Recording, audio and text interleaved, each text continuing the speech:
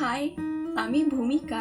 আর আজকে আমি তোমাদের সাথে কিছু কথা শেয়ার করছি। যেই এজ, তো সেই এজে অনেক মানুষ এরকম থাকে যে এসে আমাদের ফ্যামিলিতে বলে যে মেয়ে বড় হয়ে গেছে, মেয়ের বিয়ে দিতে হবে, বিয়ের বয়স হয়ে গেছে মেয়ের।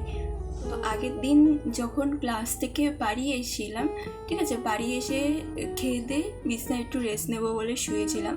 কিছুক্ষণ ফোন দেখার পর আমার খুব ঘুম পাচ্ছিল, তো আমি একটু ঘুমাবো।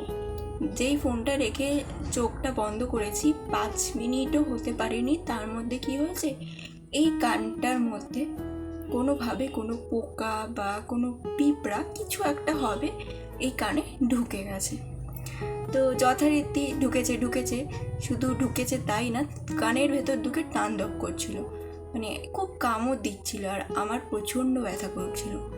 তো যাই হোক, ওই ব্যথা নিয়ে আমি মা বাবার রুমে গেলাম, গিয়ে আমি ওদেরকে বললাম কানে এরকম পোকা ঢুকে গেছে, এরকম খুব ব্যথা করছে। আর আমি তো কান ধরে এইভাবে বসে গেছিলাম, জাস্ট বসে গেছি। আর আমার এমনই অবস্থা ছিল, মানে এক্ষুনি চোখ দিয়ে জল বেরিয়ে যাবে এরকম একটা অবস্থা ছিল।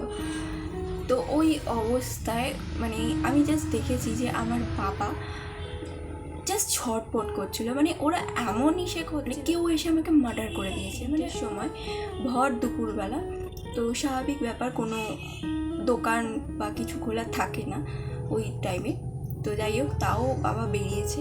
ভাবো, যখন আমি অন্য বাড়ি যাব, তো সেই বাড়িতে কোনো কারণে ধরো আমার চোখে জল আসলো, কোনো কারণে সেই মানুষগুলোর জন্য বা কিছু হলো আমার, তখন তাহলে তারা কি করবে? আমি তো এটাই ভাবছি, কি করবে তখন তারা?